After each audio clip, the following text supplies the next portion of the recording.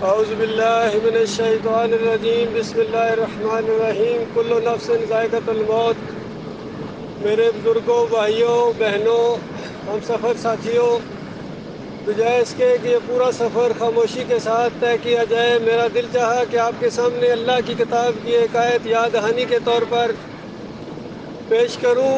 شاید پھر کبھی ہماری ملاقات نہ ہو، مسافر آتے جاتے رہتے ہیں، کوئی آپ سے چندہ نہیں لینا ہے، نہ گولیاں ٹافیاں بیچنی ہیں۔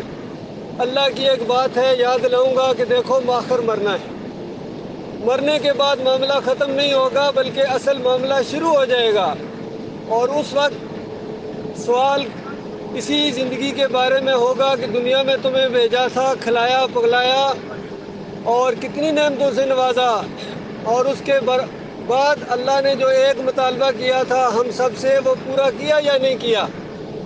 اللہ کا صرف ایک ہی مطالبہ ہے انسانوں آپ سے کہ اس کے ساتھ کسی کو شریک نہ ٹھہرانا، اس کو بس اکیلا ماننا۔ اس نے کیا مانگا آپ سے کہ میرے کھاؤ، میرے گن گاؤ، بس اتنی بات اس نے مانگی ہے۔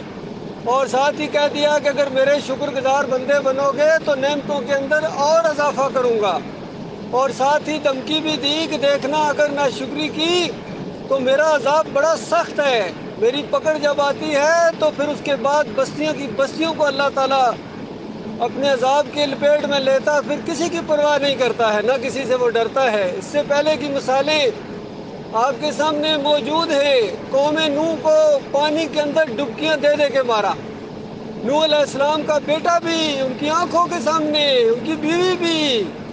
اسی طرح لوط علیہ السلام کی قوم کو پٹخ کر مارا، جس میں لوط علیہ السلام کی بیوی بھی شامل تھی۔ اور اگر کوئی اللہ کو مان لے تو فرعون جیسے ظالم کی بادشاہ کی بیوی ایمان لے آئی، اس نے ایمان خالص کر لیا تو اللہ تعالیٰ نے اس کو معاف کر دیا اور جنت میں ایمان کی بات آپ کے سامنے ہے کہ آج مسلمانوں کی جو درگت بنی ہوئی ہے ہر جگہ، یہ ایمان میں خرابی کی وجہ سے ہے۔ ان میں کتنے ہیں نمازی بھی ہیں، تہجد گزار بھی ہیں، روزے دار بھی ہیں، عمرہ بھی کرتے ہیں، حج بھی کر کے آئے ہیں، دوسرا حج کرنے جائیں گے حاجی صاحب کہلائیں گے، لیکن ساتھ ساتھ شرک کرنے والے 11ویں دیتے ہیں، 12ویں کی ختم بھی یہ دیتے ہیں، میلاد کراتے ہیں، اور 10 محرم کی سبیلیں بھی لگاتے ہیں حسن حسین کے نام کی۔ پھر عرس اور میلے کی بات آتی ہے تو چادریں چڑھاتے ہیں، ڈول بینڈ باجوں کے ساتھ جاتے ہیں اور سمجھتے ہیں کہ ہم مسلمان ہیں۔ اللہ کے بندوں، مسلمان ایسے نہیں ہوتے ہیں، یہ ہندوؤں کا طریقہ ہے، عیسائیوں اور یہودیوں کا طریقہ ہے۔ یہودیوں اور عیسائیوں پر اللہ کے آخری رسول محمد صلی اللہ علیہ وآلہ وسلم نے لعنت بھیجی۔ وجہ کیا تھی؟ لعن اللہ الیہود والنصارى اتخذوا قبور الانبیاء والصالحین مساجدا۔ اللہ کی لعنت یہودیوں اور عیسائیوں کے اوپر، انہوں نے اپنے انبیاء اور نیک لوگوں کی قبروں کو سجدہ گاہ بنا لیا تھا، وہاں جا کر رکوع کرتے تھے، سجدے کرتے تھے، کہتے ہیں سجدہ تعظیمی بجا لایا۔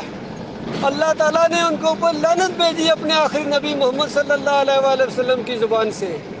اور وہی کام تم کرو گے تو آپ کے اوپر اللہ کی رحمت کیسے برسے گی؟ میرے پیارے بھائیوں، غور کرو، یہ جو اللہ کے عذاب آ رہے ہیں اور معیشت تمہاری تنگ کر دی گئی ہے، قرضے تمہارے کندھوں سے اٹھائے نہیں جا رہے، پوری قوم مقروض ہے، یہودیوں کے عیسائیوں کے قرض دار ہو، اور ان کی پالیسیاں تمہارے اوپر چلتی ہیں کیونکہ تمہاری کوئی ویلیو نہیں ہے۔ تم نے اللہ کے ساتھ وہ غداری کی ہے، قوم کے لوگوں اس کا کھایا ہے، پھر دوسروں کے گن گائے ہیں۔ اللہ کے ساتھ عہد و پیمان کرنے کے بعد پھر دوگلے ثابت ہوئے ہو۔ ہر نماز کے اندر، ہر رکعت کے اندر کہتے ہو اللہ کی حمد و ثنا بیان کرنے کے بعد کہ ایاک نعبد و ایاک نستعین، اے اللہ تیری عبادت کرتے ہیں، تجھ سے مدد مانگتے ہیں۔ اسی نماز سے فارغ ہونے کے بعد کوئی یا علی مدد، کوئی یا رسول اللہ مدد، کوئی یا عبد القادر جیلانی مدد پکارے لگا رہے ہیں، پوری قوم لگی ہوئی ہے۔ اللہ ماشاء اللہ، یہ شرکیہ پکارے ہیں، اللہ کے غضب کو بھڑکا دینے والی پکارے ہیں، اور انبیاء کی پوری زندگی کے خلاف یہ پکارے ہیں میرے بھائیوں۔ اور کل قیامت کے دن یہ نیک لوگ یہ تمہارے دشمن بن جائیں گے، فرشتے تمہارے اوپر لعنتیں بھیجیں گے، اللہ کی لعنت پڑے گی اور ہمیشہ کی آگ میں دھکیل دیے جاؤ گے، خون اور پیپ کی وادیوں کے اندر وہاں رہنا پڑے گا، دل چاہے یا نہ چاہے۔ لہذا کیا جاتا ہے، ایمان کو خالص کر لو۔ یہ بات ایسی بات آپ کے سامنے ہے جس کو مانے بغیر تمہارا چارہ نہیں ہے، اس کو مانو گے تو دنیا اور آخرت میں اللہ عزت دار کرے گا۔ اس کو نہ مانو گے دنیا اور آخرت میں ذلیل و خوار کیے جاؤ گے۔ اب آپ کی اپنی مرضی ہے میرے بھائیوں بہنوں، یہ کچھ کتابیں دے رہے ہیں میرے بھائی، کوئی قیمت نہیں ہے، پڑھو، مزید اپنے آپ کو، اپنے عقیدے کو درست کرو۔ توحید کی بات اب کون بتائے گا؟ کوئی اب نبی آنے والا نہیں ہے۔ یہی انبیاء کی دعوت ہوا کرتی تھی اپنے اپنے دور کے اندر۔ اللہ کے آخری رسول محمد صلی اللہ علیہ وآلہ وسلم نے یہی دعوت دی تھی۔ یہ بریلویت کی دعوت نہیں ہے، نہ یہ دیوبندیت کی دعوت ہے، نہ اہل حدیثیت کی، نہ یہ پی ٹی آئی کا بلاوا ہے، نہ یہ جو نون لیگ کا معاملہ ہے۔ یہ سارے کے سارے اللہ کے بندوں اپنی دنیا کی خاطر تمہاری آخرت برباد کریں گے، وہاں چیخو گے چلاؤ گے، ان کے ساتھ پھر ہمیشہ کی آگ میں رہنا پڑے گا۔ کیسے واپس آؤ گے؟ یہ زندگی تو ایک مرتبہ ملی ہے، جون جولائی کی گرمی برداشت نہیں ہوتی ہے اس نازک جسم کو۔ اے سی کی گاڑی میں صرف اسی لیے بیٹھتے ہیں کہ گرمی ہے، اگر گرمی کا معاملہ نہ ہو کون یہاں بیٹھے؟ میرے پیارے بھائیوں، اس جان کو جہنم کی گرمی سے بچا لو، اپنے بیوی بچوں کو، اپنے اہل و عیال کو۔ اگر دل کرتا ہے تو بات کو مانو، اپنا بھلا کرو گے۔ ہم تو اسی وجہ سے راستے میں نکلے ہیں، ہم یہ سفر بھی اسی وجہ سے کر رہے ہیں تاکہ لوگوں کو اللہ کی طرف بلائیں۔ ابھی قصور میں پروگرام ہوا ہے، ابھی جا کے لاہور میں بھی پروگرام ہوگا۔ یہی ہر گلیوں میں، بازاروں میں، بسوں میں، ہر جگہ ہم یہ پکار کر آپ کو کہہ رہے ہیں کہ اپنے ایمان کو خالص کر لو، توحید کی طرف آ جاؤ، شرک کو چھوڑ دو، شرک کے اوپر تھوک دو اللہ کے بندو۔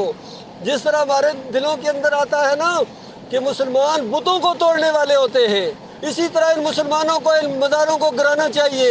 یہ اللہ کی رحمت کے راستے میں رکاوٹ ہیں، انہوں نے اللہ کی رحمت کا راستہ روکا ہوا ہے۔ نبی علیہ السلام نے فرمایا قبروں کو کچا رکھو، ان کے اوپر عمارت نہ بنے، کوئی گنبد نہ بنے، اور کوئی مجاور بن کر نہ بیٹھے۔ آج اس کو دینداری سمجھا جا رہا ہے، سارے جا کے ماتھا ٹیکتے ہیں، وہ مذہبی لیڈر ہوں، وہ سیاسی لیڈر ہوں، وہ فوجی لیڈر ہوں، سارے جا کے ماتھا ٹیکتے ہیں۔ گبرو جوان کا ماتھا جھک جاتا ہے، خود بخود جھک جاتا ہے، کیونکہ ان کی رگوں کے اندر شرک دوڑ رہا ہے، ان کی رگوں کے اندر، پٹھوں کے اندر، ان کی خون کے اندر شرک دوڑ رہا ہے۔ اللہ کے بندو، جن کا کام تھا بتانا وہی چھپانے میں لگے ہوئے ہیں، اور جن کے اوپر اجرت لیتے ہیں، نمازیں پڑھانے کے پیسے لیتے ہیں، اللہ کے لیے نماز نہیں پڑھاتے، اور اذان دینے کے پیسے لیتے ہیں، اللہ کے لیے اذان نہیں دیتے ہیں۔ حالانکہ انبیاء تو یہی کہتے ہیں انی صلاتی و نسکی و محیایا و مماتی للہ رب العالمین، میرا جینا مرنا، میری صلات، میری قربانی اللہ رب العالمین کے لیے ہے، کسی اور کے لیے نہیں۔ ابھی عید آ رہی ہے، دیکھیں یہ بکرے چھترے کاٹو گے، اللہ کے لیے قربانی ہے، اس کا اجر ہے، لیکن مزار کے اوپر جا کے اگر چڑھاوا چڑھاؤ گے، وہاں پھرا لگا کے لاؤ گے، یہ 11ویں کی دیگ میں بکرا جائے گا، یہ خالص حرام ہے، سور کے گوشت سے زیادہ حرام ہے، نجس ہے۔ اللہ کے بندو، اس کو کھانے کے بعد، حرام کھانے کے بعد اور شرک کرنے کے بعد اگر آپ سمجھیں کہ جنت آپ کے لیے تیار بیٹھی ہے، ہرگز نہیں، جہنم منہ کھولے تمہارا انتظار کر رہی ہے۔ جو مرتا جا رہا آگ میں، جو مرتا جا رہا آگ میں شرک کے اوپر، اور بچے گا وہی جو شرک سے توبہ کرے گا اور ایمان خالص کی طرف آئے گا۔ اللہ اس کی توفیق دے آپ کو بھی، اور ہمیں جم جانے کی توفیق عطا فرمائے۔